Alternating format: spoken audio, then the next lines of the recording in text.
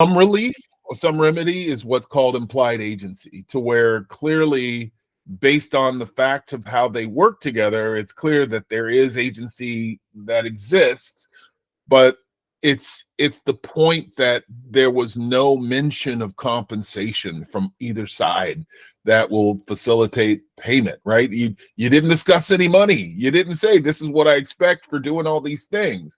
And it's like, yeah, but they know, should be, X. They don't know that because you never brought it up. You never said it. The words weren't spoken. There's nothing on paper. So that's really where you're going to be on the buy side is, I've had a lot of folks ask, this is going to be a challenge. It's really not, so I thought we'd explore a little bit on the dialogue side as to how this is a lot easier than most of you are looking at it. It really is a lesson in academics. It's part of a sales process. Mr. and Mrs. Buyer, these are the things I'm going to do for you. Now, as we get down to the services I provide, it's going to be these things, a Saturday afternoon car wash and a pick your kids up from school. And for those services, this is what I charge for that. Are you okay with that, Mr. and Mrs. Buyer? If so, please sign here so we can proceed forward so that we can start to go and find your ultimate home and, get you to where you dreamed big tomorrow, that kind of thing. It's that level of conversation. And from a service perspective, all consumers, I'm not going to say most, I'm not going to say some, all consumers are familiar with this level of behavior everywhere they go. I mean, there's lots of service-oriented industries. We're not the only one. They go somewhere every day and they're saying, okay, yeah, that's great. You go for a massage. Okay, well, yeah, that's great. These are what our masseuses charge, and this is the fee for that. We also have a package to where you can buy them in a 12-month period. I know this to be fact because I'm canceling a Massage Envy contract that I've had for over a year, and I've gone maybe twice, and they just keep billing my card, right? But they lay out a list of services that they provide, including facials, and is it a deep rub or is it light? Or, they lay out the services that they're going to provide. They list their fees and services, and then you sign yes or no. This is what I want to do, or this is not what I want to do. No different in our industry. No different in terms of our process. We're going to be doing the exact same thing. So, or we talk about upping your game or doing things that are a little different. Let's kind of take a brief look at the buyer representation and broker compensation agreement, and then I'm going to move to a different form. Any questions so far of what we're talking about? I know I'm skipping a bit, but it's just a lot. Everybody good? All right. Has everybody had an opportunity to look at this form? Everybody has at least briefed it and kind of get the overall gist of what it says or its impact. Again, this form is subject to change, particularly section 2 through, I think it's 2 through 4. So from section 2 all the way through up to I think even agency relationships may change. I think that's part of the proposal. But it's pretty straightforward. And, even with the changes that are proposed, what I'll suggest is this. You're saying to the buyer, Mr. and Mrs. Buyer, wouldn't you like to have your interest represented solely for you to get the best outcome, right? Of course they do. Doesn't the seller want the same? Absolutely. So you're representing the buyer's both best interests exclusively for a period of time. So that was another question that I've had a bit of, which is, well, yeah, but what if they, go and find someone else, after they sign an agreement with me? Well, yeah, they could, but it's this little section right here. Okay, so I'm going to begin working for you on April 10th through May 50th, or May 30th. That's kind of what we can anticipate. It's not as though it's a single event. You're just like in a listing presentation, you are specifying the beginning and end date. A contract or an agreement is not legal unless there's a date of termination and a date of commencement, which exists in every contract. Date of commencement beginning on, date of termination 60 days, 90 days, 120 days at 11:59 p.m. Right? You guys familiar with that language? You've seen it a bunch. That's all it is. I'm Mr. and Mrs. Buyer. Listen, I want to do the best job I can for you. Part of the reason why we're entering in this agreement is so that you and I can mutually understand what's beneficial for you, and I can execute exclusively for you.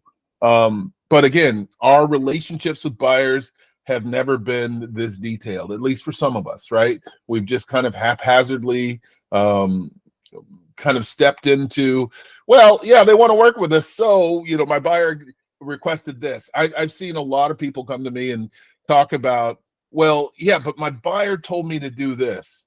You mean you had zero control in that process? Really?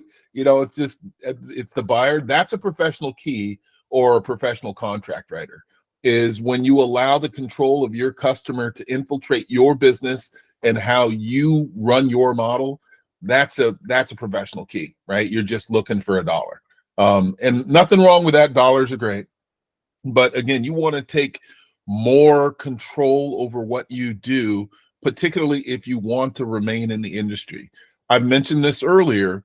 More than likely, at least from the realtor umbrella, you're going to see lots of practitioners kind of go, yeah, I'd rather go back to my engineering job or my teaching job or whatever other profession they were in prior to being in real estate, because working with buyers historically has been this thing to where I never have to articulate my value proposition whatsoever. Hey, Melinda, I never have to do that. All I have to do is put them in my car. It feels like work.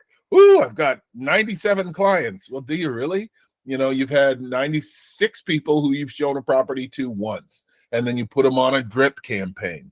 I said this yesterday. I'll say this tomorrow. I'm not a fan of drip campaigns. One thing I would suggest that all of you change, if you're doing drip campaigns were useful when you had lots and lots of customers that you were actual customers that you were working with, and you're a solo shop or a very limited shop. Drip campaigns eased the burden of having those frequent reach outs based on criteria for each. Now we've used it as a placeholder of us rather than us doing the work. We've kind of created this. Let me just put them on a drip campaign. Now you've made your customer work. You've put your customer to work, which is a wrong tactic, in my opinion, every day, all day. If you're talking about really creating customer retention and loyalty, give them the concierge service each and every time. I want to know that Melinda or Cleve or Jason actually curated these properties for me specifically because they know what I'm looking for and they have my best interest at heart, versus a computer generated. And we know the filtering on those drip campaigns is imperfect. So it's like, I'm sending you 2 bedrooms and I'm sending you 3 stories and I'm sending you areas that I didn't even request, things like that. That's, drip campaigns just kind of cast a wide swath of information, and it's not always targeted to what that customer's looking for. Now they start to get overwhelmed and they start to get house blur. And that's why you see a lot of buyers just kind of take the freeway exit off of the purchase drive, because they're overwhelmed. They've been given so much information that they have to do in order to facilitate finding the property for them to purchase, that they're like, I'm done with it. I'll come back to this later on. And that's only because their agent decided to take shortcuts rather than say, let's do this, right? Announce right up front what you're going to do for them. Mr. and Mrs. Buyer, this is what I'm going to do now that we've agreed to work together based on the information you've given me. I'm going to do a detailed dive into properties that will match your search criteria in this area. I'm going to send you 3 no later than Wednesday. I want you to drive by and look at the exterior only so that I can make sure I'm on the right track. We'll look at the interior of all 3 on Thursday. Be prepared because we're going to make an offer on 1. Now you've committed both parties to a process, you and your buyer. Your buyer now has an expectation of, oh, okay, wow, we are serious. We're going to make an offer. Woohoo, let's go. Right? You've given them a task in advance to not find the properties themselves, but you're saying, hey, I just want you to look at the exterior, check out the neighborhood, do all these things. I just want you to do those things in advance so that I can make sure I'm on the right track for you. Your buyer's happier than happy. Hey, my realtor found me 3 properties that I can go look at. Where, you know, they get excited. They get it, but you've also given them a task so that that involves them, that links them into the process, right? Human behavior is the minute you can give someone a task, they're committed to the process. They're committed to you, even for just that minute. It works in appointments. It works in when you're looking to buy, sell, like when you're creating an appointment. That's also one of those things. I'm going to need you to pull the trash cans away from the side of the house because I'm going to evaluate the whole property. Okay. Now that commits that person to an appointment because they're like, ah, yeah, the realtor's coming over this afternoon. They need me to do this thing. That's a process of human behavior. We all do it. It's, you know, it's like when you go into the bank and the bank's completely empty, very few of us walk directly to the teller. We all follow the velvet rope. We all follow the velvet rope, no matter what. It's just a conditioned behavior, right? It's the way we learned. So same is true when you're sending your buyer out in the streets. You're not sending them out. You're not leaving them with instructions like, I'm going to put you on a drip campaign, and when you find something, call me. How non-customer service does that feel? That feels like crap, right? It's like, you know, yeah, great. Thanks for working with me. I'll let you know, right? So as you guys are looking at moving forward and bringing your business to value, those are some things that you're probably going to want to eliminate if you're comfortable doing those things now. You're really going to want to step that up. And it also gives you an opportunity to filter whether or not your buyer is a real thing or not. As I mentioned, buyers are plentiful. You can walk outside of your front door right now and probably trip over 5 or 6, right? People who potentially want to purchase. We know that in the state of California, and everybody on this call is California, only 11% of the people in California can afford to buy a property. I don't know about you, that's a pathetic statistic. We have 40 million people in California, 40 plus million people in California, and 11% can afford to purchase property. Those are not great numbers. So it'll also help you to filter out, what is a real buyer. In other words, somebody who can do business now or somebody who need to be on the back burner for a later time, right? Buyers all have intent and desire, but they don't always have the ability to execute, right? So why waste additional time on somebody who can't facilitate a purchase at this point in time, right? You don't need somebody who's going to buy next year or 2 years from now, because anything can happen in 2 years. You need somebody who can buy today, tomorrow, or next week, right? Makes sense? So again, from 2 to 4, the end of 4, you're going to see an adjustment of this document. Broker authorizations and obligations, that's probably not going to change. Good faith, probably not going to change. And guys, throw out questions as we're going along. Happy to answer. You're going to see probably section 10 and 11 get adjusted. There's additional forms that will be added. So these will all change. At present, these exist: buyer transaction advisory, buyer investigation advisory, buyer representation of more than one seller. There is going to be a buyer compensation advisory document that will be introduced to this stack here. Again, I've only seen red marked forms, so I don't know what the actual language is going to look like, but you will see a new form called a buyer compensation advisory, similar to a buyer transaction advisory, but it talks about compensation. And then of course, the signatory sections will remain the same. Here's an example of the buyer transactional advisory, reasonable care. Again, it talks a lot about our fiduciary capacity and what our duties and limitations are. And again, guys, I will say this. I'm sure some of you already do this, but it's also okay to talk about your limitations, the things you can't do. We want to feel bold and statured with our customer base. So we will sometimes mislead them in the fact of things that we really don't have the power to do, that are not within the scope of our licensure. Oh, what the heck just happened? And so because we do those things from time to time, it throws our customers off because they're thinking that we have the power to do all this stuff. I've mentioned this before. In reality, our customers really don't know what we can or can't do. If you don't hold a real estate license yourself, you have no clue as to what a practitioner's legal authority is. You're thinking they can do everything. We start to do all this stuff. And reality is that all we've really done is create additional liabilities for ourselves and no real value. And then also know that the day the transaction closes, your agency stops. You have no authority to do anything. If you think of agency, I maybe Ben. If you think of agency in a way of like a power of attorney. Power of attorneys isn't all inclusive, right? A power of attorney or a special agent is a specific thing. Someone has granted you legal authority to act in their behalf for this specific thing.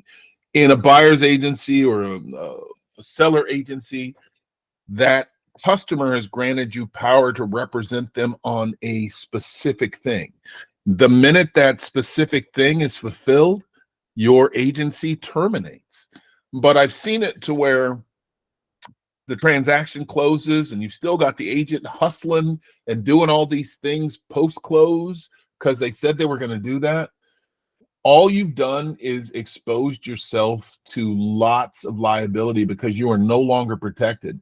As a matter of fact, more than likely, if you were to make a mistake post-close in your earnest effort to support your buy-side client or your seller for that matter, but for your buy-side client, you're basically acting as a private citizen in that sense. And you've created a very legally difficult situation for yourself. So, again, manage as part of that management of expectation. Don't be afraid to talk about your limitations. Don't be afraid to talk about the things that you can't do. Mr. and Mrs. Buyer, once our transaction closes, I plan to stay in touch with you. I'd like to do business with you again. But once it closes, it closes. There's no ability for me to do these things for you. It feels like you can. It's like once the bus ride is over, get off my damn bus. That's kind of how it is, right? Does it make sense, everybody? Anybody have questions? Ben, did you have a question specifically? Yes, no, maybe so. Dee, I have a question. Okay. Hi, Linda. Hey, how's it going? Fantastic. How are you? Good. Sorry, I was late on the call. But I hadn't been using this, and I just recently did for the first time with a new buyer. Cool. And I'm sorry, I was late, so I don't know if you went over this already, but when I pulled the buyer broker representation agreement, it pulled a couple other disclosures, like the fair housing and discrimination advisory, wire fraud, and so. But then I also pulled a offer as well, and that pulled all the same. And there was a place for an address on those disclosures with the buyer representation agreement, and we don't have an address because this is prior to finding a property. So I just left it blank, and then when we make an offer, we're going to have them re-sign those disclosures again. So the one thing you can put in place of an address You never use NA, guys, for sure. Make that a never, but you can put TBD. Okay. Yeah, TBD is lawful. So you can, we haven't identified anything yet, but what you and I are agreeing to, Mr. and Mrs. Buyer, is the commitment that I'm going to be your agent for this specific period of time. This may be the compensation that I'm requesting from you, right? But you can put TBD. The documents that you're pulling right now, and I went over this, are from 2022, 12/22, when these forms were introduced. They're in the process of being revised as we speak, particularly the buyer representation and broker compensation agreement. From section 2 through section 4 and then section 10, you're going to see some revisions. That's what I know of for sure.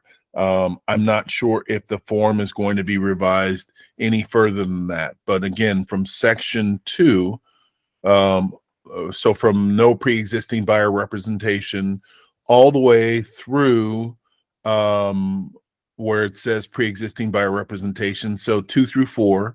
No, I don't believe, although it might be possible, even section 5 may be changing because there's going to be an introduction of additional forms.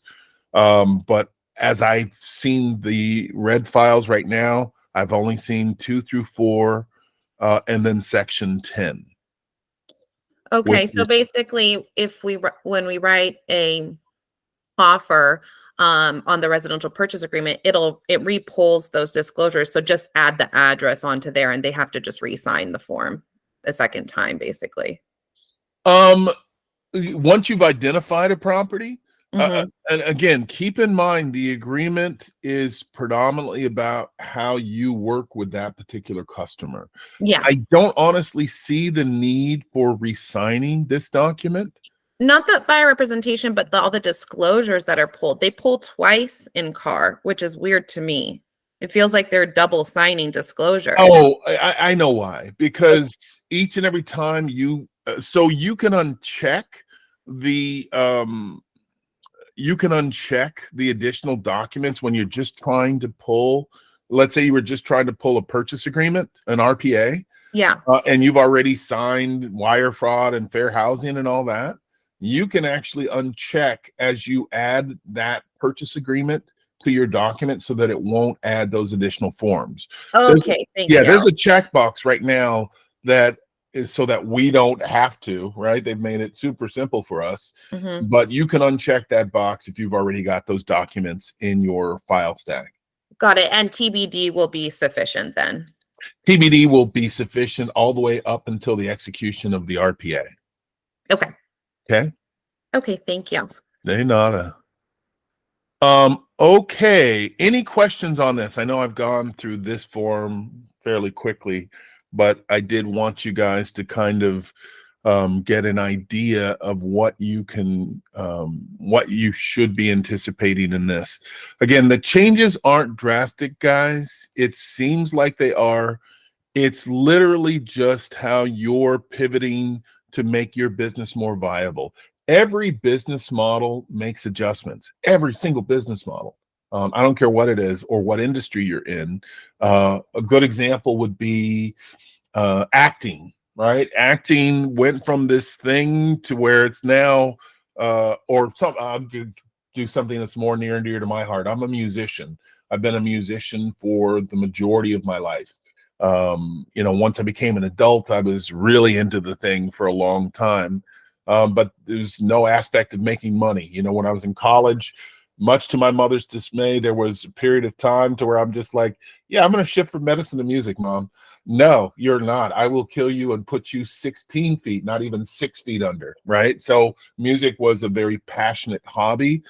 But I also knew at that point in time, there was no way in hell that I was going to actually make money as a musician, because there are musicians who are far better than me that are out of work, and so when you can look across the board and go, that guy blows me away and he doesn't have a job, the likelihood of me succeeding is probably pretty small.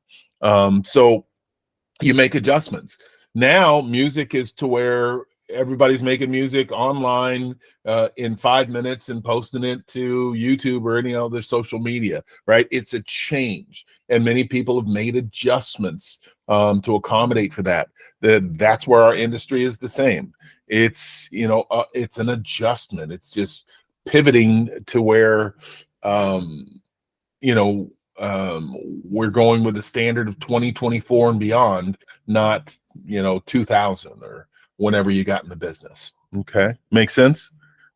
Let's see. I think I wanted to review this form as well. I think this will help out a lot, guys.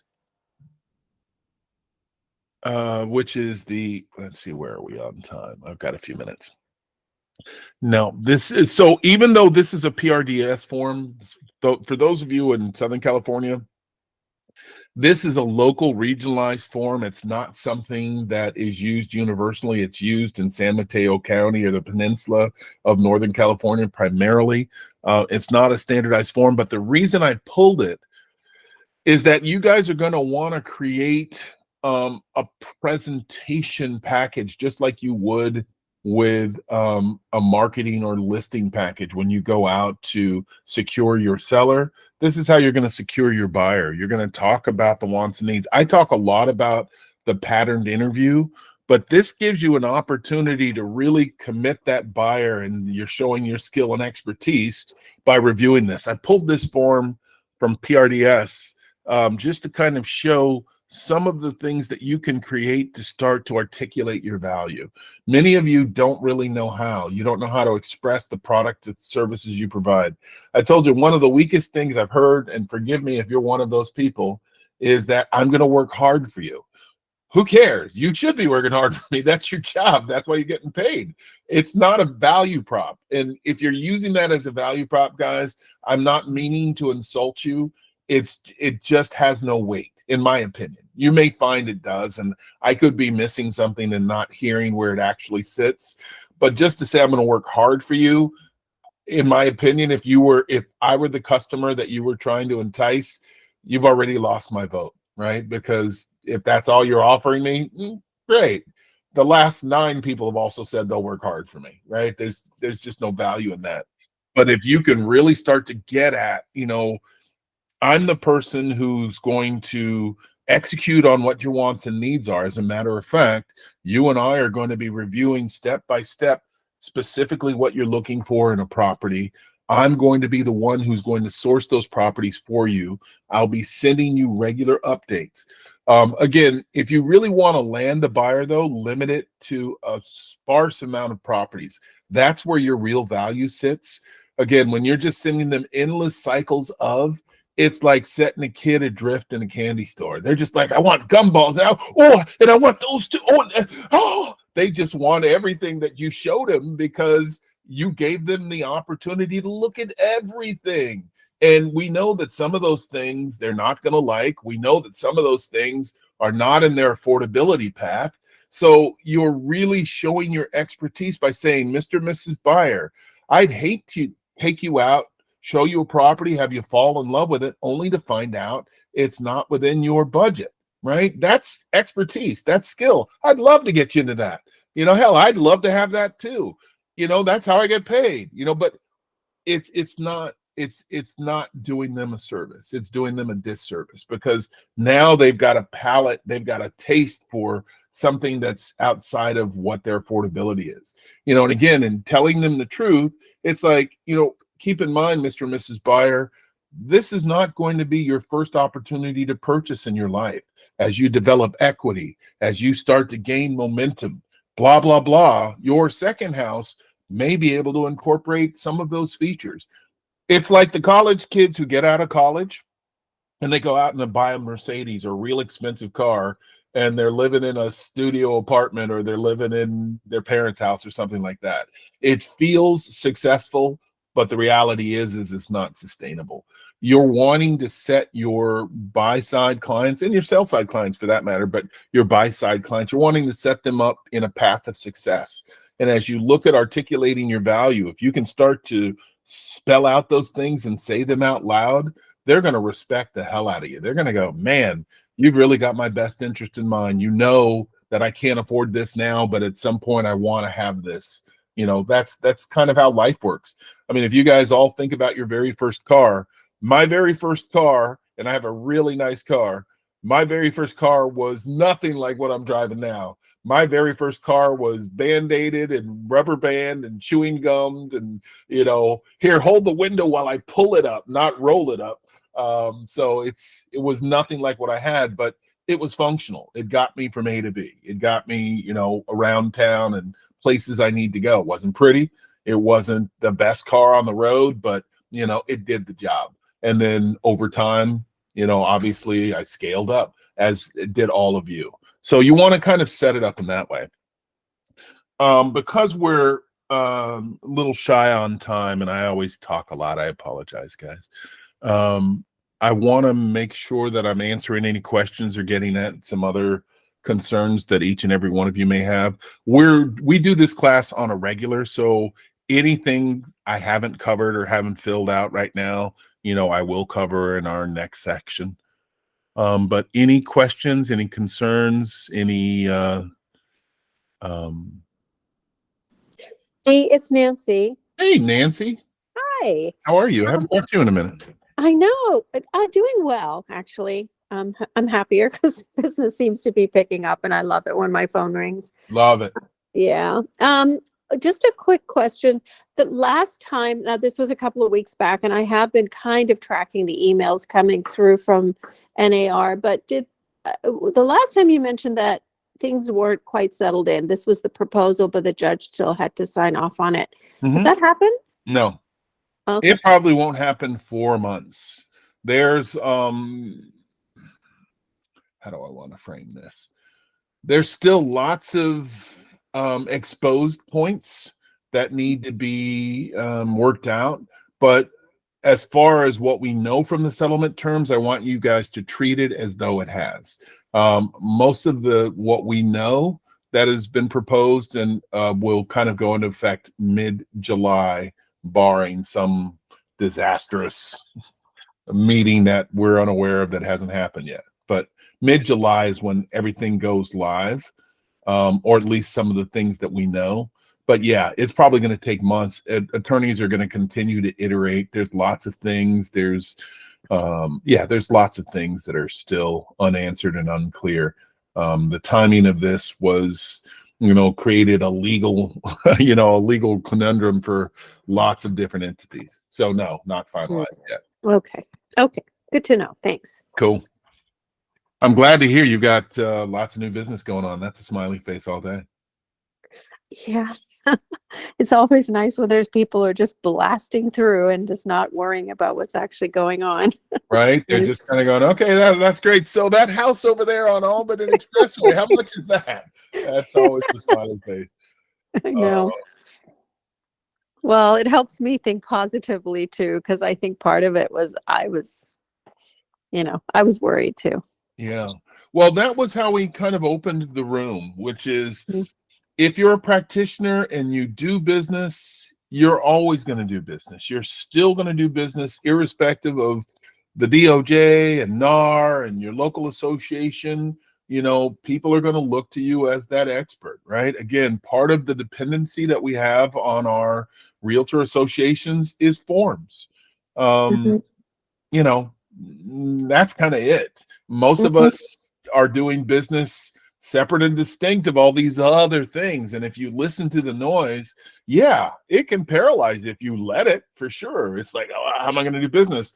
And the overarching that I've heard, as I mentioned early in the meeting, is there's a lot of people who believe that they won't get paid, and it's just simply not true. You are gonna get paid. You're gonna get paid if you want to get paid. If you don't want to get paid, then you're going to create moments to where payment's going to be difficult, but you are definitely going to get paid. And then just keeping that in mind. Well, I don't know if you've talked about this before, but I think what's helped me feel a lot better about this whole situation, and what I start off with when I talk to clients is I say, look, there are lawyers that are going to go after big money. NAR is the 6th biggest trade association. it's a huge lobby group in Washington, D.C. I didn't know this. I didn't know Yeah. that we were the sixth biggest I know. one. Yeah, we talked about I this mean, very beginning for sure. yeah. So to be, I mean, obviously we're going to be targeted, and we're constantly being targeted, and we constantly lose. That's the part that's pissing me off. Why can't we get better lawyers? But Well, just to address that real quickly, I've mentioned this before, which is this is not NAR's first rodeo on an antitrust lawsuit. It's happened 3 distinct times from 1950, 1962, 1980. It's happened a bunch. This is not the first time at the party. Part of the reason why we may be painting this as a loss, but in order for NAR to continue up with an appeal, they would have had to put up a $5.4 billion bond, not million, $5.4 billion bond just to continue. And that being said, there was already like the big lawsuit, which is the morale lawsuit that was supposed to take place on April 5th. That was already in the works. So NAR really started to look at its option. They're going, oh, crap. I don't have $5.4 billion liquid. And if I had to liquidate everything in order to raise that money, how would that have impacted my members, right? So NAR really struggled between bankruptcy, which would have absolutely screwed everybody who's a member of the National Association of Realtors, or they, continued to fight and raise $5.4 billion in order to post the bond, which would have also screwed its members, right? So there was no real easy choice. As we look at the settlement amount just from NAR alone, which is $418 million, that's titrated, over a 4-year period. So it's not $418 million all in one check. It's spread out over 4 years. Still a chunk of money, and that damages the coffers, right? I mean, how many of you could come up with, I don't know, $1 billion, $1 million, $100,000?